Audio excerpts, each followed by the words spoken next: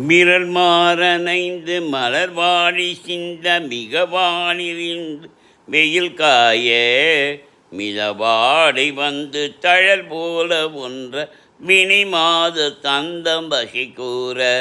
குறவான குன்றில் உரி பேதி கொண்ட கொடிதான துன்பமயல் தீர கொடிமாலை என்கண் அணிமாலை தந்து குறை தீர வந்து குறுகாயோ மரிமானு அந்த இறைவன் மகிழ்ந்து வழிபாடு தந்த மதியாளா